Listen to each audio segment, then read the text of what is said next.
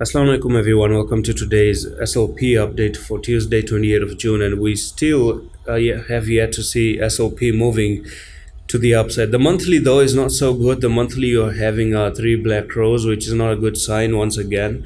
But next month you might actually start to pump a little bit and then get rejected and then start to move to the downside. So you're gonna have to be careful here. So let me dive into the 4-hour time frame. I don't really think on a monthly time frame we're done with the dumps, honestly. It's like the dumps never really came to an end, but it's just the short-term frame that you're having a little bit of this moves to the upside. So let's bring the chart like this, just like that. So it's still looking perfect to me, okay? It's still looking good, quite good to me, SOP, because you have, resistance there, resistance here, you're having resistance there, resisted over there, you broke it out, came down for the retest, again you came down for the retest.